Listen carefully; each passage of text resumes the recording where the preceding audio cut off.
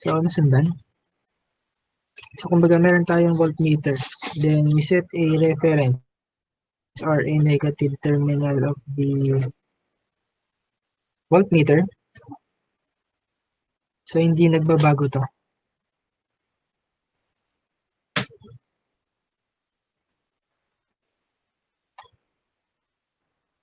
Hello. So, medyo delayed lang yung boses ko kasi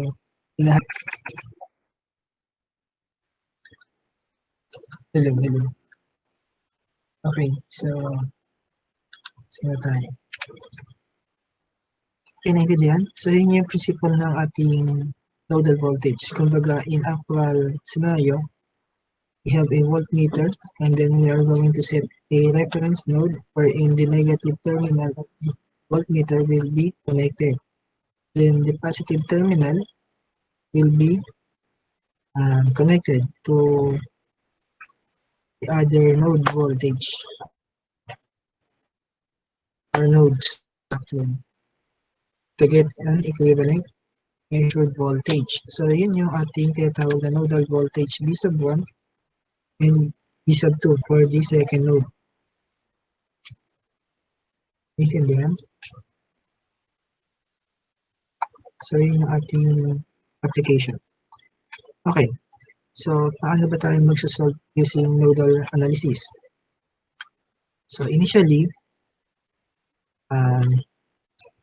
we determine first the number of the total nodes, which is will be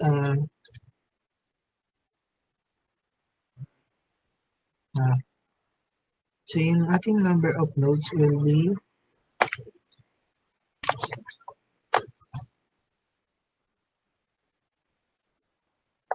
actually it will be assigned as the nodal voltage. So initially we have nodal voltage V1, V2, V3. Pero since we set a reference node with a 0 volts or 0 volt reading, so therefore the total number of equation is equivalent to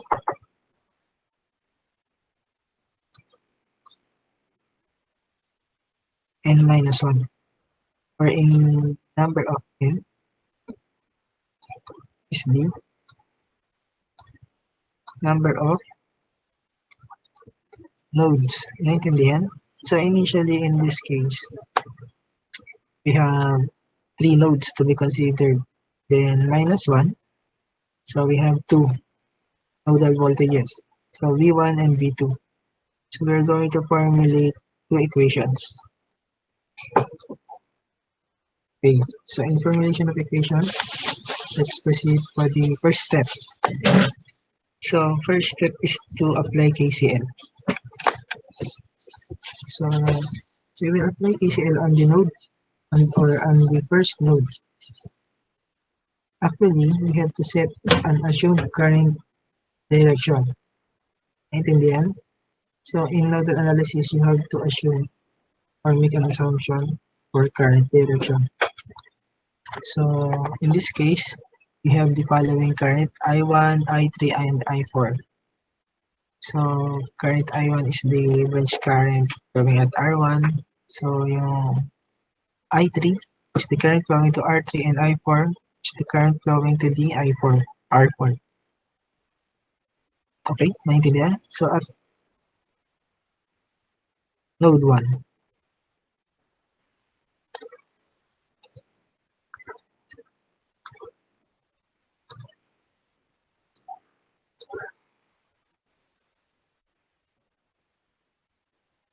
So at node 1 ito yun.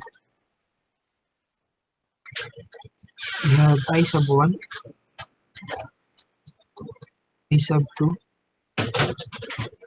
and I sub 3. Nakuha? So in applying KCL, current entering a node is equal to the current leaving the node. So initially, we can set or formulate I sub 1 is equivalent to I3, I4 pala to, sorry. I3 plus I4 or I sub 1 minus I3 plus I4 is equal to 0. So, ito yung ating first, actually, hindi pa siya yung final equation, pero ito yung ating reference equation or the first equation. Intindihan? So, we have I sub 1 minus I2 minus I3 is equal to 0. Next is to apply the KVL. So, in applying KVL, so initially we have a voltmeter, hindi ba? So, in KVL kasi, for example, ito naman. We are going to formulate a given loop. So, yung loop natin, we have the terminal 1 and node 3. So,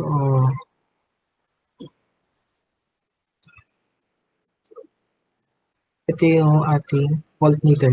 So, dito nakakonect yung ating voltmeter, tama? So, we have the battery A and internal resistance A with R sub 1. So, in this case, if we apply KVL, so on this loop, so para hindi na tayo mahirapan, so mag-set na lang kayo ng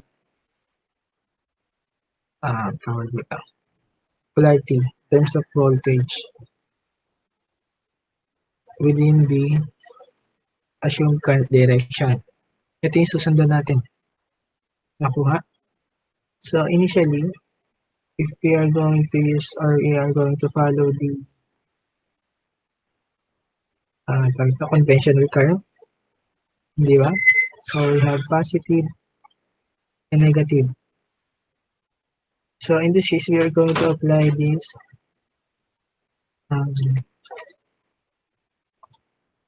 wait lang. Okay. In terms of voltage, kumbaga yung current flow natin will start at positive or greater voltage drop or potential difference going to the lower potential. So, paano ba ibig sabihin natin doon? So, in terms of node to node,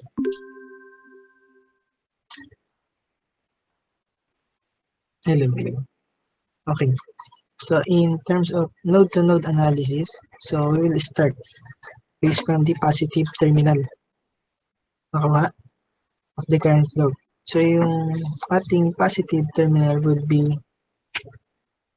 at node number 3 kasi ito yung branch kung saan nag-start yung I sub 1 or yung current flow of the I sub 1.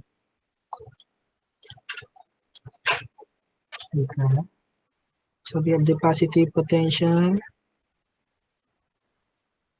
then the node voltage V sub 1 would be the negative. So ito yung ating positive potential, ito yung negative potential. So meaning, we are going to apply KVL at the current I sub 1. It is equivalent to the ito ko na lang isusulit.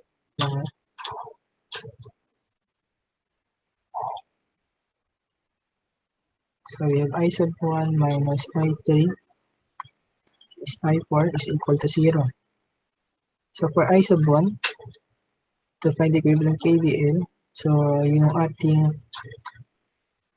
greater potential or positive potential would be the sub 3. Laging positive ng una. Then along the way, we have the E sub A. Wait lang ha. Buray ko muna. Baka magkaroon tayo ng problema. Ipareho ko na lang sa current flow.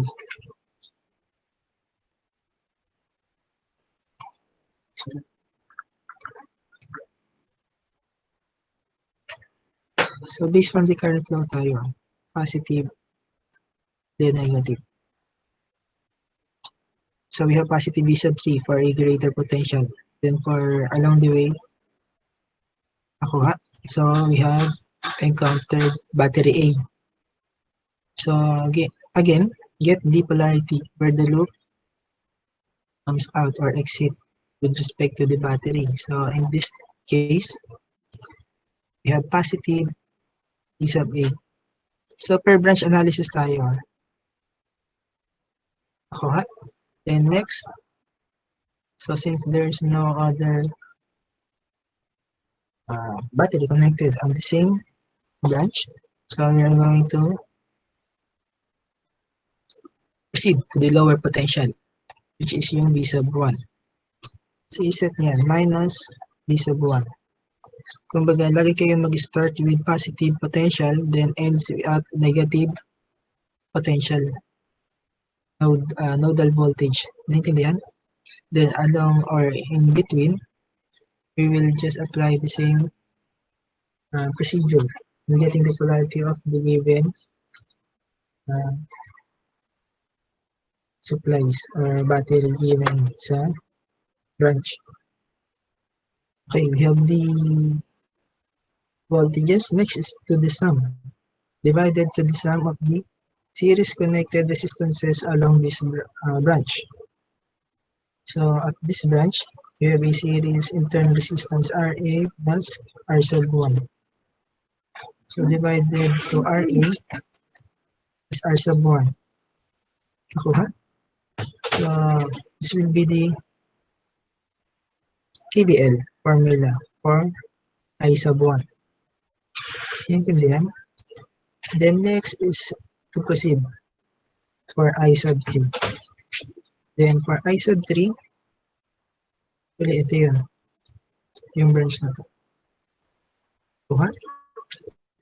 So from the I sub 3, so we have a assumed current direction I3. Positive B sub 1 going to negative B sub 2.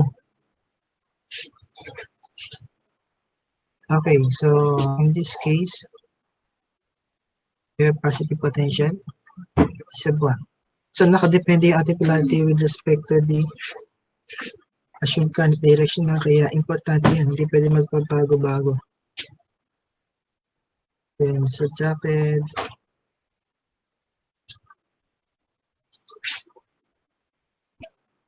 B sub 1 minus B sub 2. Then divided by the resistor R3. Then plus na tayo for the third current. So yung I4. For branch current I4, so ito yung branch natin. Kuha. So with a current flow downward. So we have positive and negative. So meaning the positive potential will start at B sub 1. Then along the way or on the branch, on this branch, so wala nang ibang connected supply. Therefore, we'll proceed on the end nodal voltage, which is V sub 3. So minus V3 divided by R4. Then equate to 0. Nakuha. So, ito yung ating pattern or procedure in formulation of the given equation using nodal analysis. Then, actually, yung next procedure will be rearranging of the equation. So, in this case, since we set a reference voltage at node 3, so therefore, it has an equivalent voltage of 0. So, in simplifying the circuit, ito yung V3 natin, 0. Lahat ng V3, will be 0. Nakuha?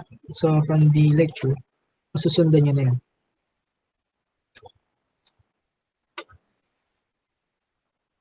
So, in this case, medyo nagbaligtad lang yung I2 minus I3. Wait lang. Hindi ko pala nabagal. I-edit ko na lang to. Actually, I1 minus I3 and I4 na. Sige, ito na lang yung 4. Pero i-edit ko mamaya. Nakuha? Okay, rearranging the equation.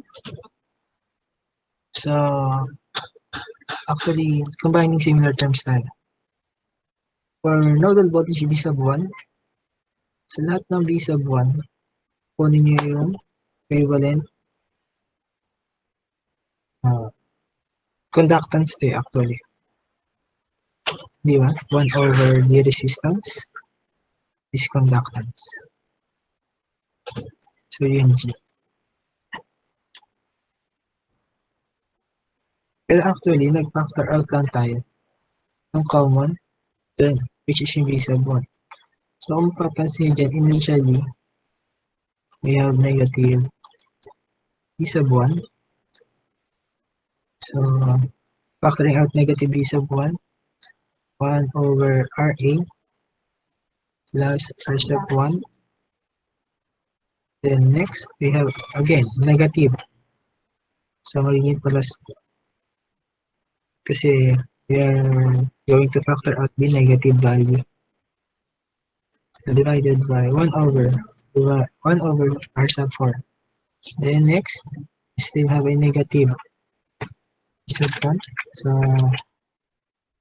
ito yung papansin nyo naman. 1 over R2. So, we have the negative B sub 1. So, para hindi kayo malito, you can cancel the simplified or factored out terminal or term. So, in this case, we have to consider the negative B sub 2 naman. So, in negative B sub 2, we have positive, negative, negative, B2. So, in this case, ito lang naman yung ating may value ng B2 is yung 1 over R3. Then next is the supply.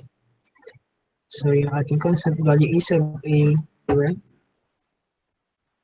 So, plus E sub A, divide ko na lang. RA plus R sub 1, then equate to 0. So, if we're going to simplify again the term or rearrange, i-rearranging na lang to kasi transpose na natin or ililipat na lang on the other side. So, we'll get this equation. Therefore, we will have our first equation. So, for the second equation, so we're going to apply KCL on node number 2. So, at node number 2, we have positive I3 minus I2, positive I2 minus I5. So, I2 entering, I3 entering, I5 is leaving.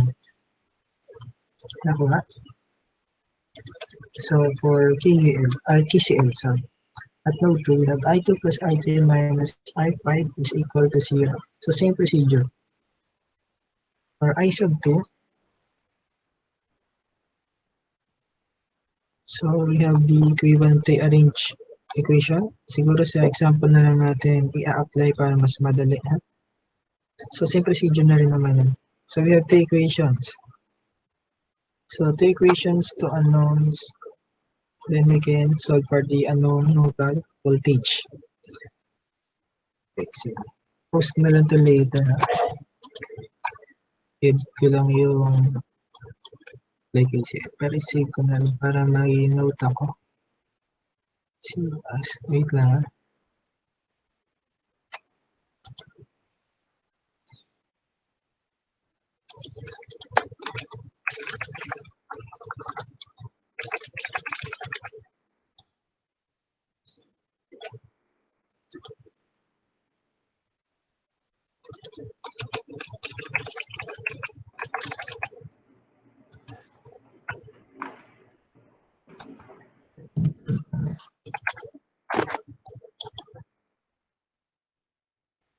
Okay.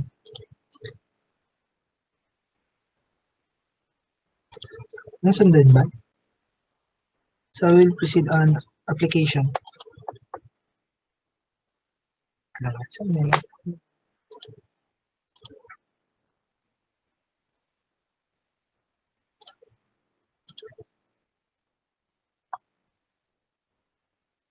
Wait lang.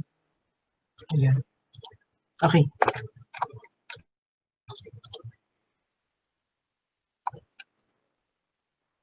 Okay, let's apply or let's use nodal analysis for this example. Okay, solve the power dissipated across each resistor using nodal analysis. So initially, for this step number 1, we have to identify the number of nodes, tama? So for the number of nodes to be considered in this circuit, so we need the node with 3 or more branches interconnected. So in this case, the first branch, first node. So set natin to as node 1. Then another node. So node number 2. So again, the total number of nodes is 2. Okay, to determine the number of equations, formula would be n minus 1. So 2 minus 1. So we need 1 equation. Ako. So bakit ba nag-subtract tayo ng 1 from the given nodes? So to set kasi itong subtracted node is the reference node. So the reference node is an equivalent nodal voltage of 0. Naintindihan? In this case, kumbaga we're going to connect a voltmeter. Nakuha? So we have to set the reference node or the negative. So in this case, set na lang natin yung reference on the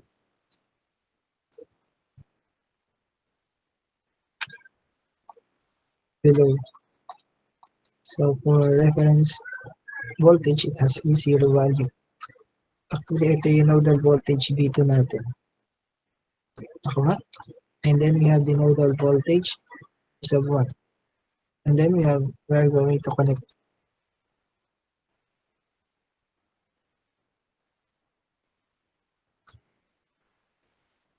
the voltmeter. So ito yung ating connection. Naintindihan? Okay, next is, since we have determined the number of equations to be formulated, so next is to assign current direction. So okay, assuming current direction, so mag-set na lang tayo dito.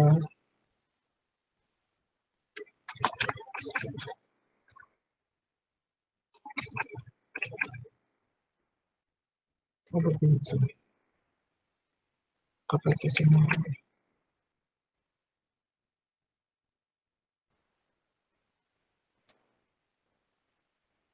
okay, this will be the branch current I1. So I set na lang natin yung on the other side. Actually, pwede kayo mag-set ng kahit anong branch current ha. Pwede nyo sabihin na ito yung branch current I2. Then this will be your branch current I3. Hindi naman laging I1 with respect to the given branch with connected supply. Naintindihan? So, kayo ang bahala mag-set. So, in this case, nag-set tayo ng current direction. Then next is to formulate.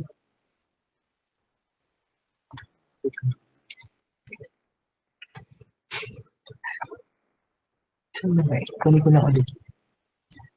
Kasi masisira yun.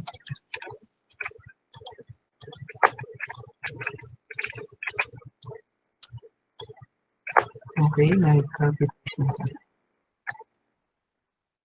Okay lang natin yung word paste natin.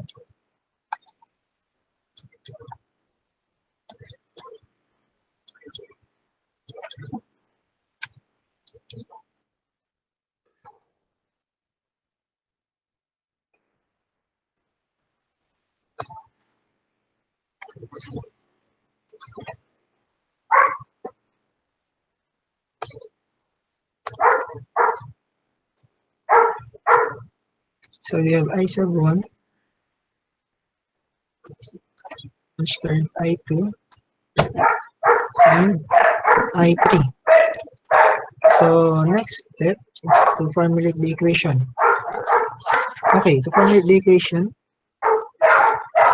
we have to apply KCL. Wait lang.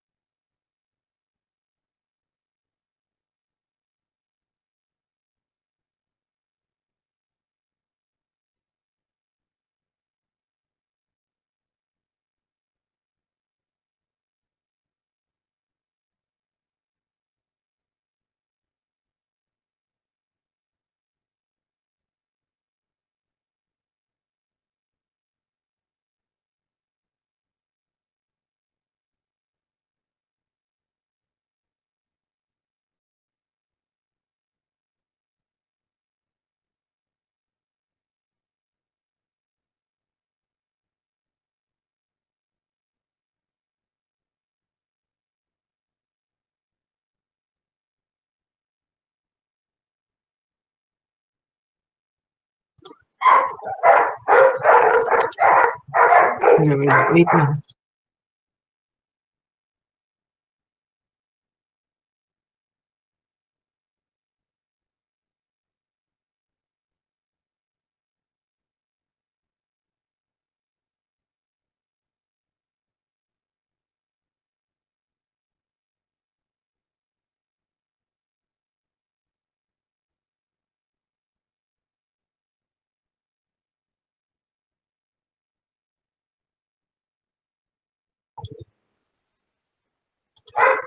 Hello. Okay, so let's proceed. So we have the KCL at Nodal. And then you have the reference voltage, D sub 2 and sub 1. Okay, so we have the formula for KCL. Branch current I1 minus I2 plus I3 is equal to 0. Okay, for branch current I sub 1, so ito yung ating branch current I1. Ito ha? Ito nga din. Then, With respect to the assumed current direction, we will set a positive potential or node voltage at V sub 2.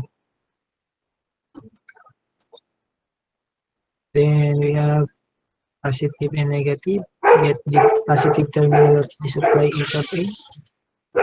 We have E sub A. Then minus V sub 1. So nodal voltage V sub 1 divided by the resistance on this branch. Sum of the resistances on the given branch. So we have the internal resistance RA plus R sub 1 plus R2.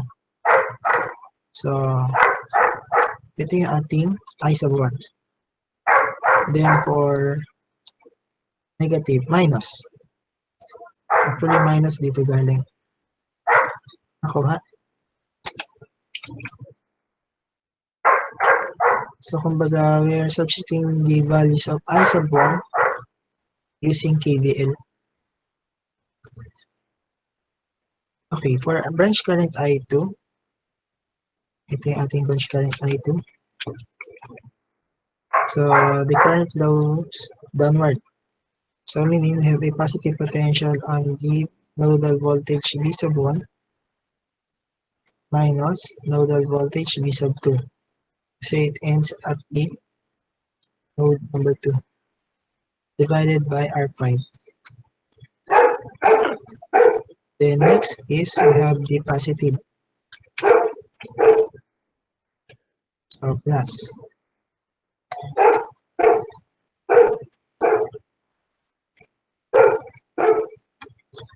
So, yung ating branch current or branch number 3 is located and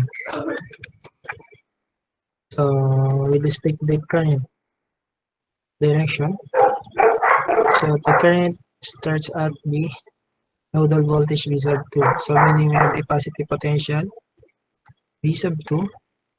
Then along the way, we have the DC supply with positive terminal E sub B. Then it ends at nodal voltage V sub 1. So we have to subtract minus V sub 1 divided by the sum of the resistances connected at this branch. So we have R3 and R4. Then equate to 0. The next is combining similar terms. So in this case, we will start at nodal voltage V sub 1. So by factoring out negative, actually ito yun. So wait lang, palitan natin. So we have negative V sub 1.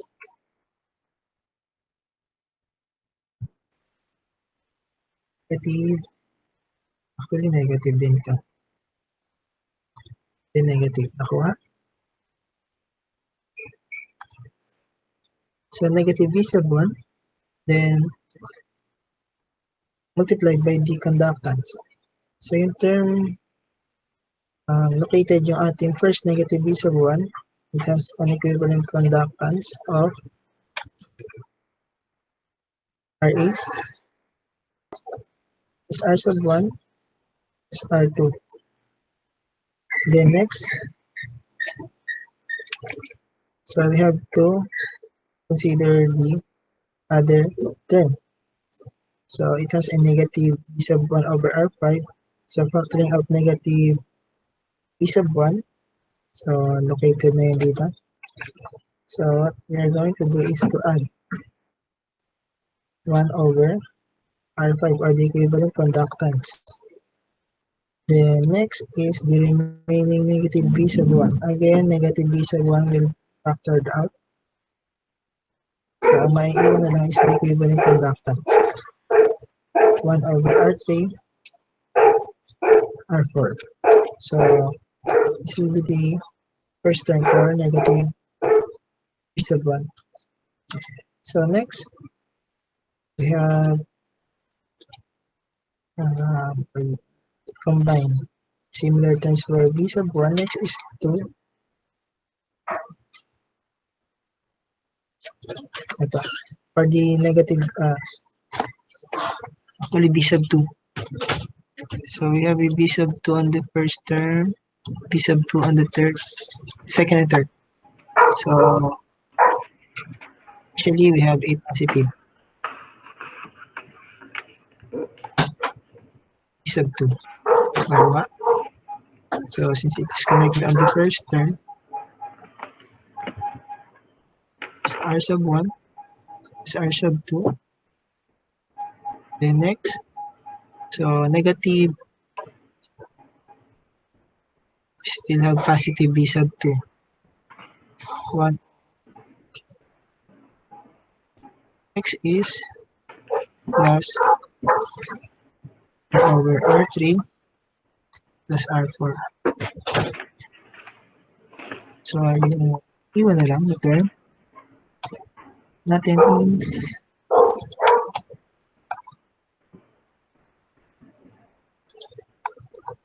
itong value for a sub a. So meron pa tayong a sub b. Pero let's start with a sub a muna. A sub a positive. A sub a, divide ko na diretso. Ra plus r sub 1 plus r sub 2. Then next is the a sub b. So plus a sub b r positive b divided by r3 plus r4. Then equate to 0. Then simplify or substitute first the following values. Pero take note, so bago natin malimutan, actually hindi na pala kailangan ilagay itong second term kasi yung value for b sub 2 natin is 0. So mas okay kung dito pa lang is i-cancel na natin yung value ng b sub 2 para hindi na mag-consume ng oras. Naintindihan? So in this case kasi 0 to. Need to rewrite. So Pumunta ko kasi yung aso. Wait lang, nasa ko. I-delete na natin ito. Ako nga. Pero kung sakaling maisama nyo naman sa solution, considered as correct pa rin naman yan. Kasi 0 pa rin yan. Ako nga. Yun nga lang kakain kasi ng oras in your part. Okay, in this case, we have to substitute. Or pwede rin natin i-rearrange. So, when we rearrange, we'll set positive b sub 1. So, kumbaga, itong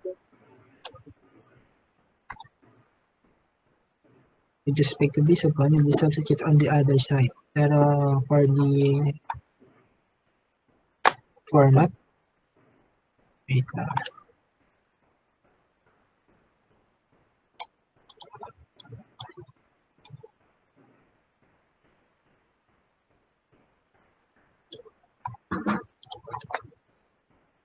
Set na natin ito ng positive.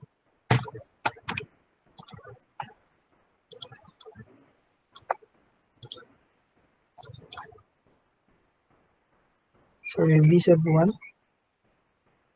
over ra plus r1 plus r2. So, 20, 30. So, r5 is 25.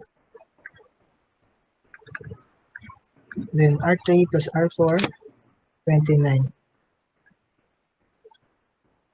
Then, equate natin. For e sub a, value of 80 divided by 31.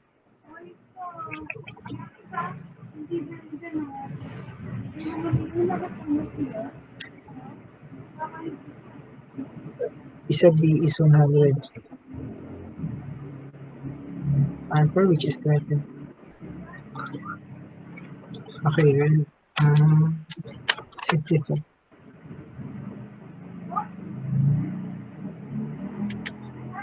That's it. It's 9. So we have 0 point, maliit lang talaga ito, 67 is 4 decimals ang kunin. E sub 1 is equivalent E over 31 plus 129. So it is equivalent to 6.029.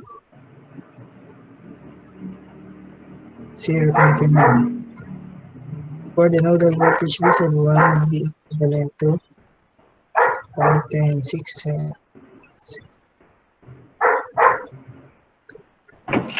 56 volts. So when we say 56.50 as the nodal voltage V sub 1, so ito yung voltmeter reading at this node. When we connect at this node, we will get an equivalent nodal voltage measurement of 55.50 volts. So actually, hindi pa ito yung sagot. Kasi ang tanong, determine the power spread across each resistor using nodal analysis. So initially, we have to determine the values for branch current I1, I to determine the power across each resistor. Nakuha?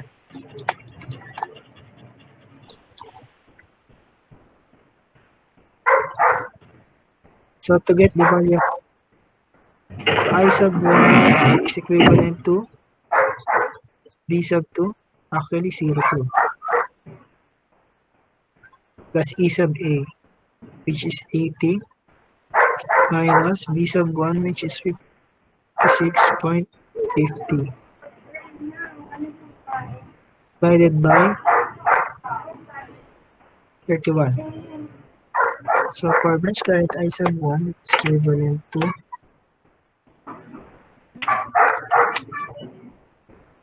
0.758 ampere. Kuha. So to get the power across resistor R1, so it's equivalent sub 1, 7, 8 squared is 10.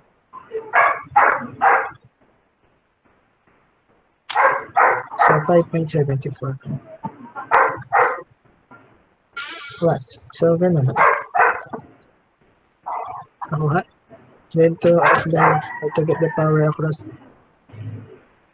resistor R2, so it is equivalent to 7.5 since they are connected at the same branch. So I squared R. For I sub 2, or the power across R5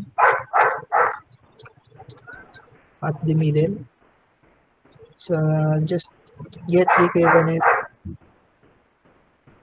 voltage equation. So yung value for I2 natin,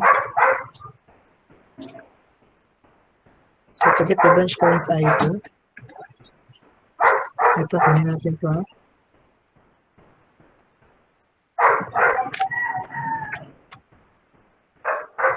So we have B sub 1 minus B sub 2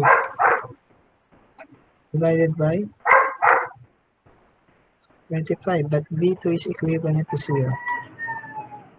7. Sorry. 6.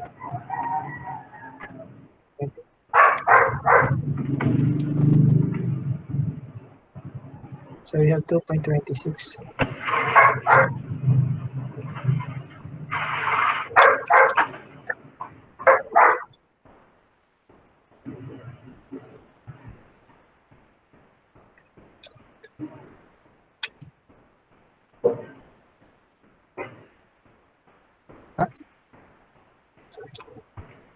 That way, to get the equivalent resistor R5, so it is equivalent to 26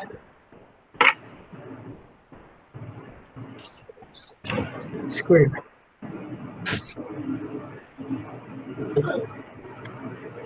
So that would be the equivalent power. Nakuha?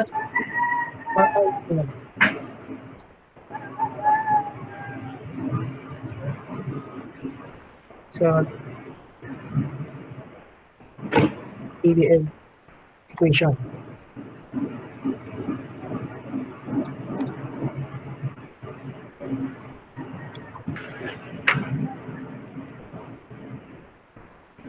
So, I3 is equivalent to E2 plus EB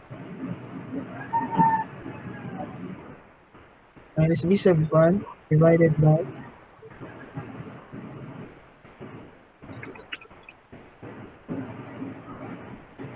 R3 plus R4.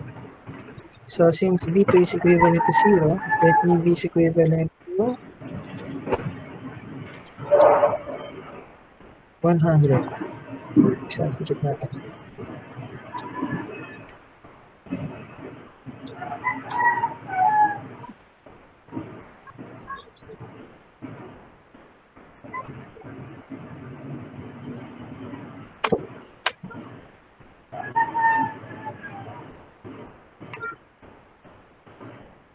So, we have 1.5 ampere.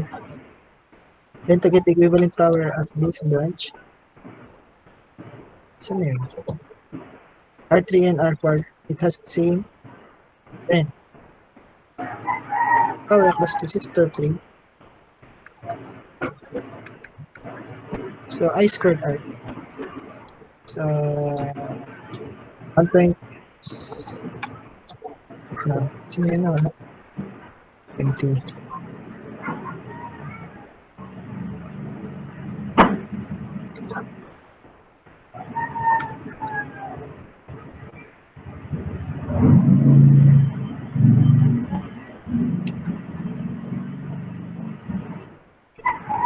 Ay, may tanong ba?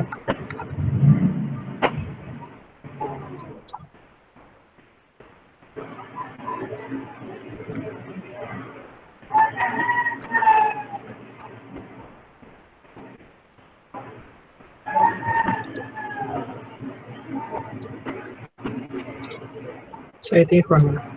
Let P set 4.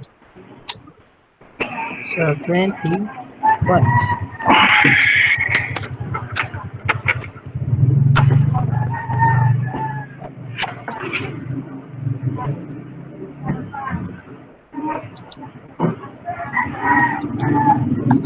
Simple.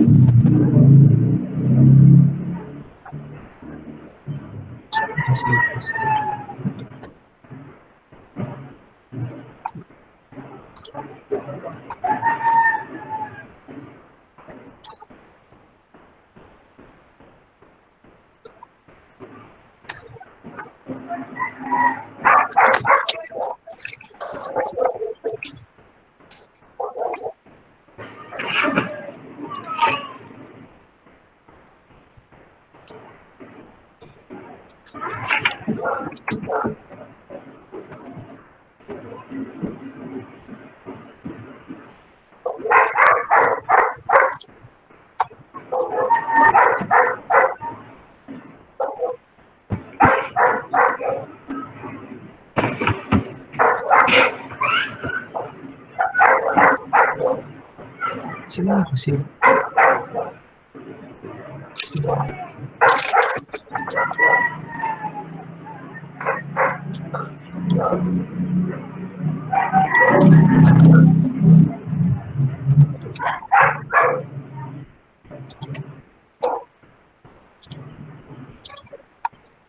Okay. So, i-delete ko na muna ito. For next example.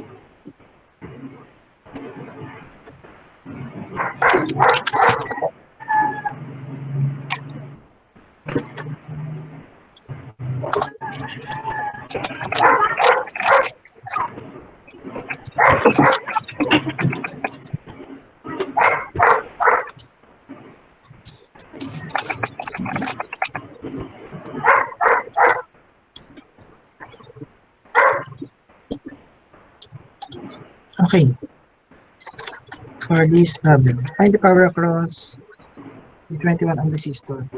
Kasi kulang tayo, pero dapat lahat eh. So, excuse. Applying nodal analysis. So, yung first step natin would be identifying the total number of nodes. Nakuha. In this case, ito si figure. Those lecture. So, we have to consider the first node, second node,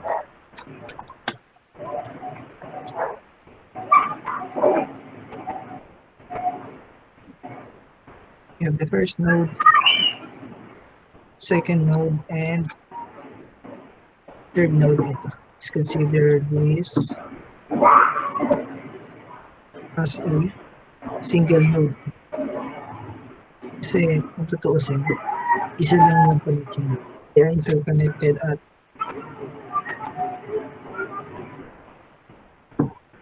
baga connected at a single or point. Diba?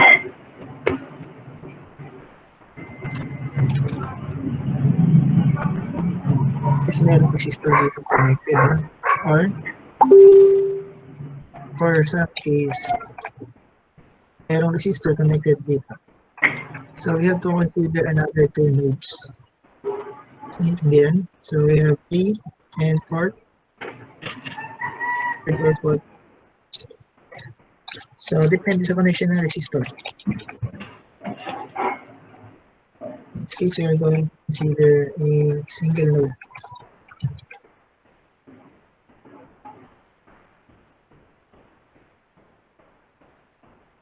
So set as the third node. Then next, we apply the formula. The number equation is dependent from n minus 1. So we have 3 minus 1 formula equations.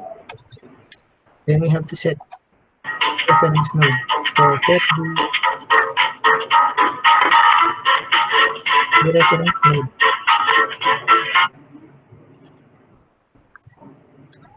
So with 0 volt. So in this case,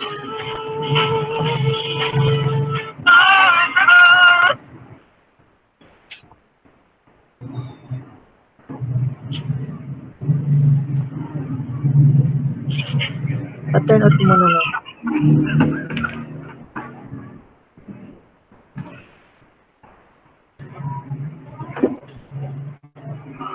si Cabalquinto. Turn off muna.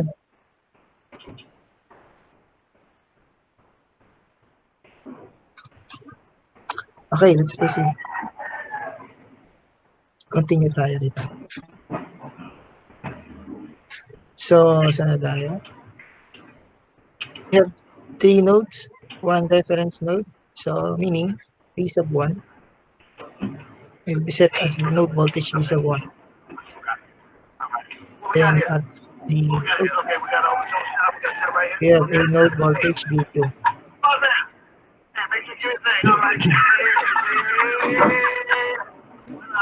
Low. Pa-turn up muna ako ng mic.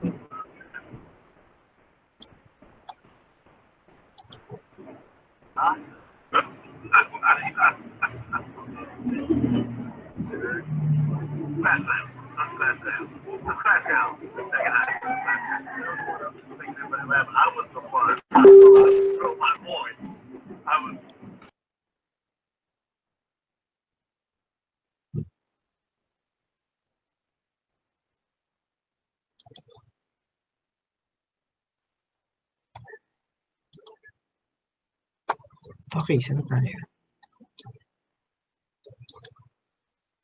Okay, formulation of equation. First is we have the node voltages. Next is to assign current direction. So for the assumption, mag-assign na lang tayo. So branch current I sub 1, branch current I2. So set na lang ako rito. I3. So we have I sub 4 and I sub 5. Kuha.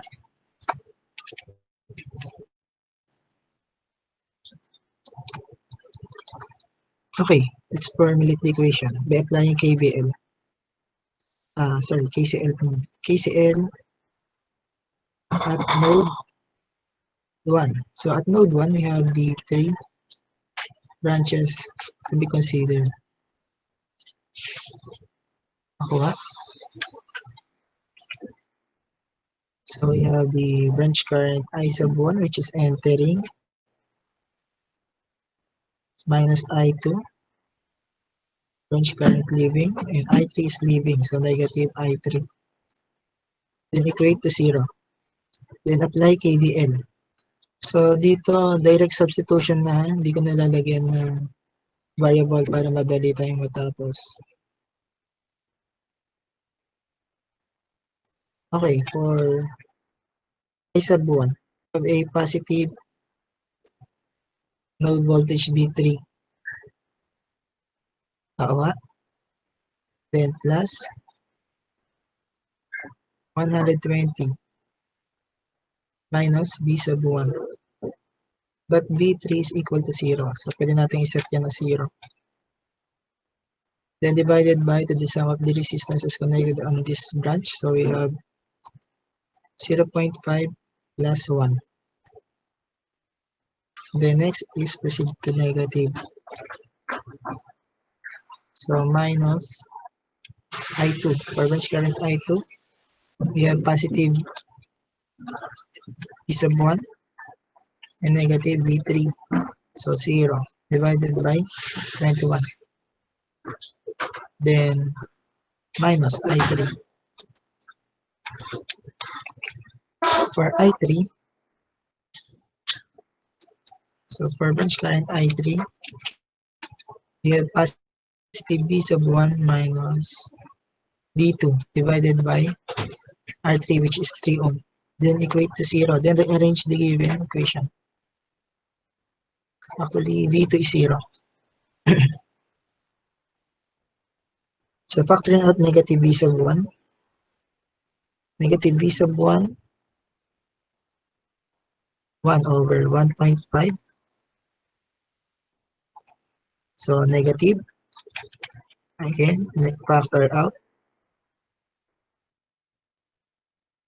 1 over 21. Then again, negative V sub 1. So 1 over 3. Okay. Okay tayo sa V sub 1. Wait. Wait lang ha. V sub 3 pala yung 0 natin. Na-cancel ko yung V sub 2. Sorry. Naka 3 windows na pala tayo. Akala ko naka 2 lang. Wait lang ha. Wait. V sub 2. Okay.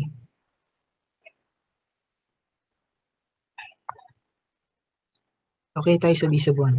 Next is for negative V sub 2 multiplied by negative. So we'll have a positive V sub 2 over 3. Nakuha? So next we have the supply. So positive 120 over 1.5 is equal to 0. So again, rearrange natin. So iset natin positive yung base of 1.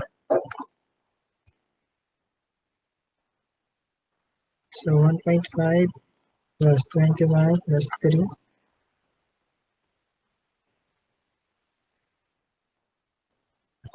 is equivalent to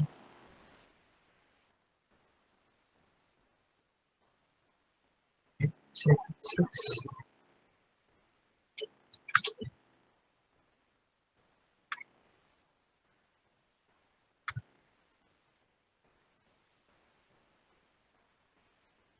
Base of 1.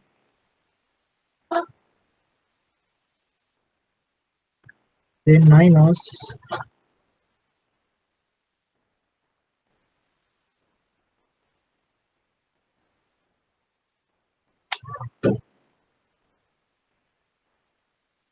0.33 base of 2 is equal to negative 80. So set for the first equation. What? So for the second equation, i-redraw ko na lang.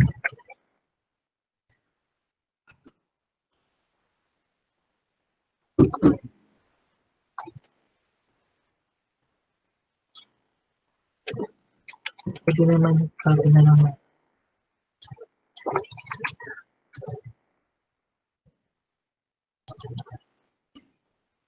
Copy ko na lang.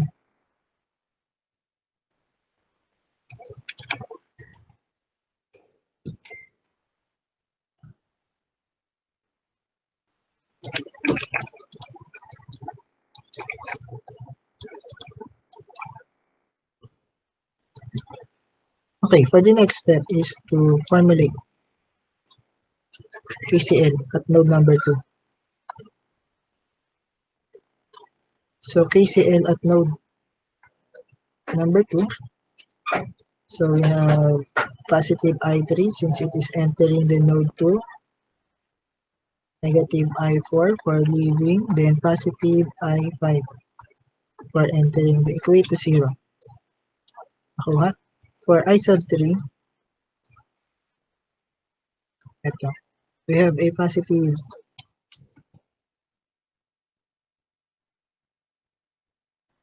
nodal voltage V sub 1 minus V sub 2 divided by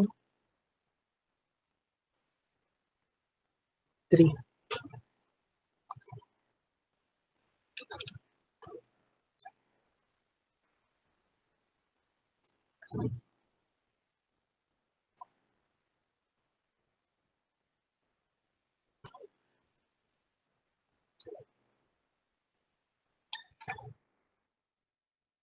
Okay. Minus I4. So for I4,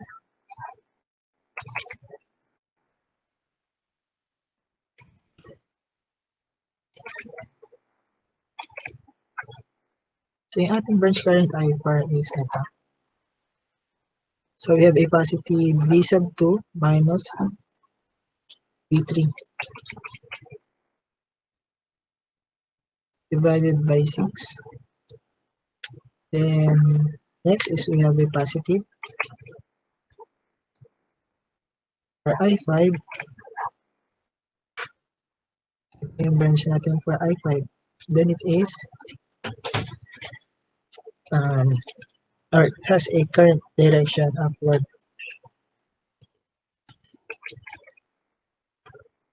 So meaning we will have a positive V sub 3.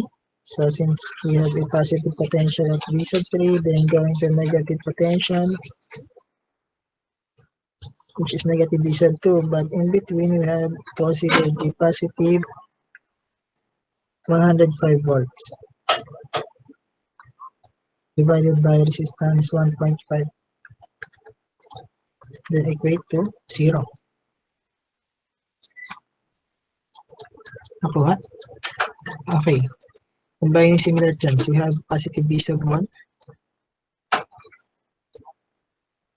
So b sub 1 over 3. Next, on this side, wala tayong b sub 1. Okay na yan. The next, for b sub 2, negative, negative, negative. So factoring out negative b sub 2,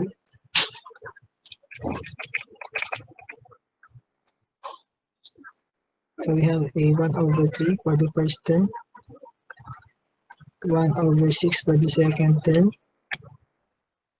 and plus 1 over 1.5 for the third term. So we have b1, b2, next is b3. For b3, we have a positive b3. So 1 over 6. So on this side, we have a 1 over 1.5. So, ang pula na lang natin is piece of load. So we have a positive 105 over 1.5 is equal to 0. So we can rearrange the given equation. Set b sub 2 as positive or pwede namang as long as yung constant value natin will be factored up on the other side. Or it will be transposed on the other side. Nakuha?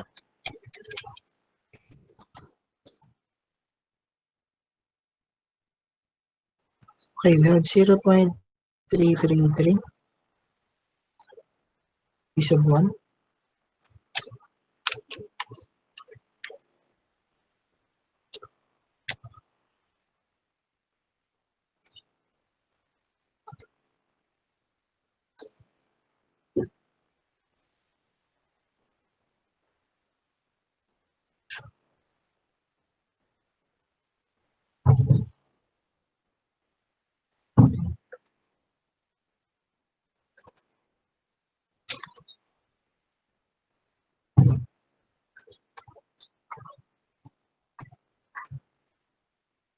Okay, so this will serve as our second equation. Naintindihan? So, two equations to unknown. So, actually, madali lang siya i-formulate, mahirap lang i-explain. So, kaya nagtatagal tayo dahil din sa substitution.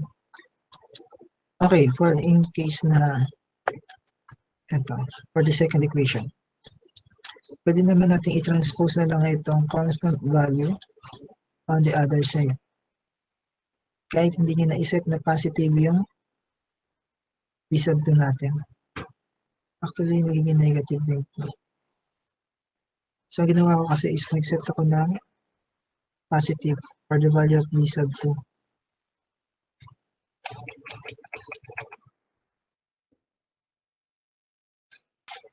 Okay, we have two equations to unknown.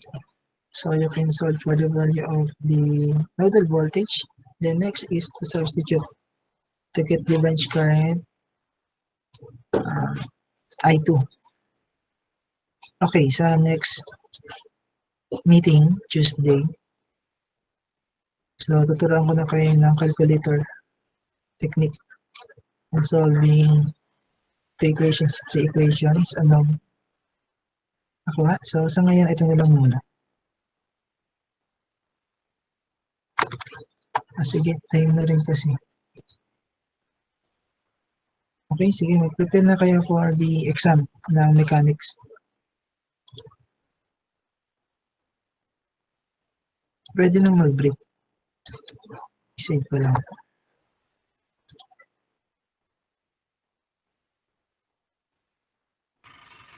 Mag-iiba po ng link, sir.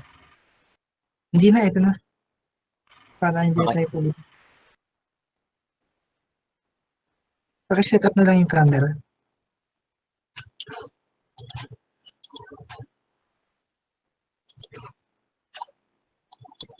Okay, start tayo na exactly 9:10.